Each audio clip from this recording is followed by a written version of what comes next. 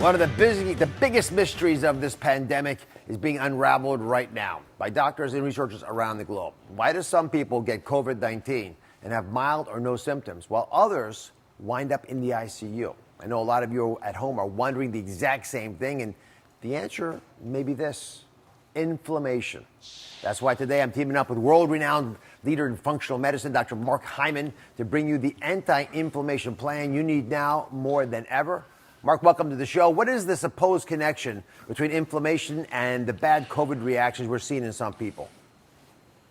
Well, Mehmet, great to see you again. And we know that inflammation is driving so many of the complications of COVID-19. And the reason it's a problem is that Americans are inflamed. And why are we inflamed? Because being overweight or obese or having a chronic illness or even being older are all states of inflammation.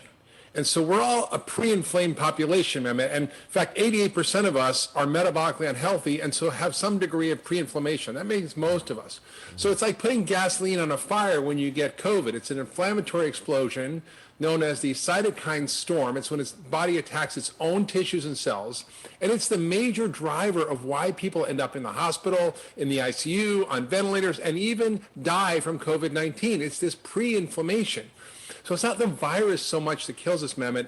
It's this overwhelming inflammation that results from the immune system that's already on high alert and pre-inflamed.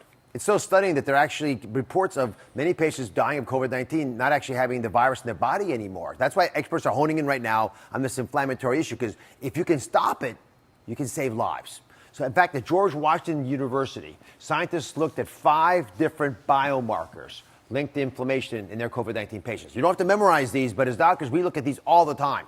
And they found higher levels were associated with a greater risk of needing a ventilator or an ICU admission. In fact, it's one of the things we worry about most, is seeing those numbers change. Now, of course, we still don't have a solution for curing COVID-19, but we do know how to fight inflammation. And I'm sharing those tips with you today, together with Dr. Hyman. The first step of our anti-inflammation plan is to start your morning with a cup of antioxidants. To get it, you go for these: a cup of blueberries, raspberries, strawberries. I could count the number of blueberries here, as some might do, but just, it's a palmful. That's the right amount that your body wants to eat anyway, and you'll feel better without even realizing it on the inside. The easiest way to get this into your body is with a smoothie, like the one I have here, right? It packs an anti-inflammation punch, and it's got almond milk, bananas, little cinnamon, then almond butter, which I happen to adore, some spinach. You will get your spinach with this, and you won't even know it, so your kids can have it as well, and blueberries. And they're the real heroes, the blueberries. So, Dr. Hyman, you love berries. You're talking about them all the time. Why are they so critical for fighting inflammation? Well, there are so many powerful anti-inflammatory compounds in foods, and you listed a lot of them in your smoothie. And there's 25,000 different of these phytochemicals, and blueberries have among the most powerful anti-inflammatory, antioxidant kinds of these chemicals in the plant kingdom. So they're powerful anti-inflammatory benefits for the heart and the brain. They contain a very special ingredient, one of these phytochemicals, a flavonoid called quercetin. Now, quercetin is something that's being studied in COVID-19. It's something that helps to fight the virus, and it's been linked to fighting cancer, and it may be helpful as an insurance policy against COVID-19. So it's great to have your blueberries in the morning to get all the antioxidants and the quercetin. Plus, they just taste damn good. Yeah, I love the taste as well. In fact, Amy's here. She just made this smoothie at home.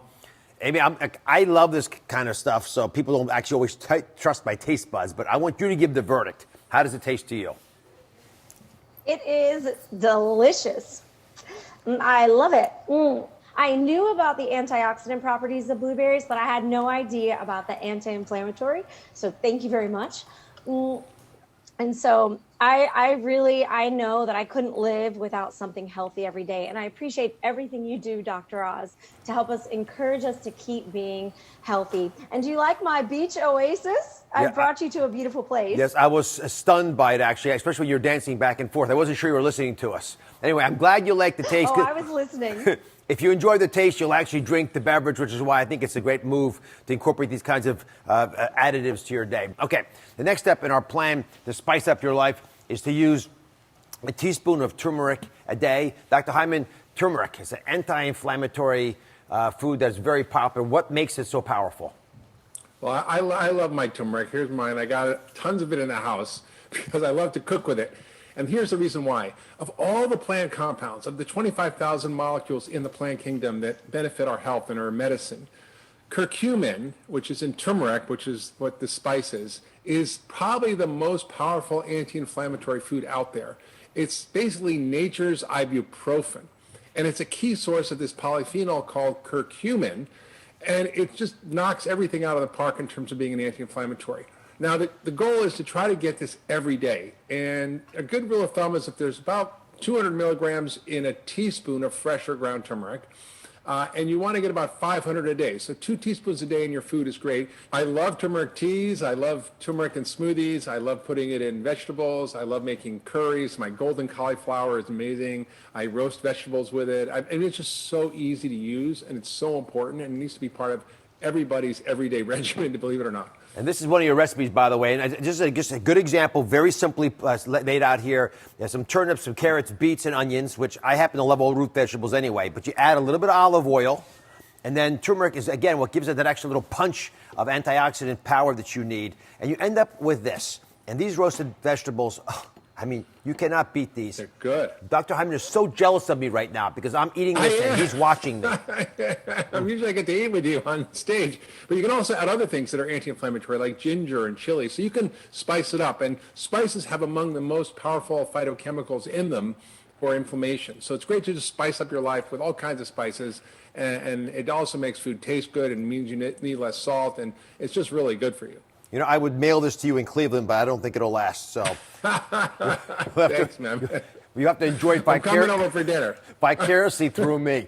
All right, and finally, a little tip for everybody: you got to add a sugar step-down snack to your afternoon. The average American has 18 teaspoons of sugar every day, and sugar is incredibly inflammatory. But going cold turkey on your sugar kick it's just not easy to do. So thankfully, we've got a strategy that makes sugar detoxing easier than ever. Every afternoon, listen carefully, when you normally would reach for a candy bar or a sugary coffee drink, you're going to reach for a bag of almonds, wait for it, and 3 dark chocolate pieces. That's right, I'm giving you 3, not holding back on you, right? Then, week 2, when you reach in for your bag, you're going to get those same almonds, but this time only 2 squares. And by the 3rd week, 1 square. Here's the deal. The chocolate's heart healthy anyway. Even if you stay at 3 squares, I'd be tolerant of it. But this way you get down on the amount of sugar you're eating and you won't even miss it. Dr. Hyman, I appreciate all you do to share the wisdom around these insights. Your wonderful book, Food Fix, is out right now, so everyone please check it out. Good luck to you, Mark. Thank you, man. Great to see you.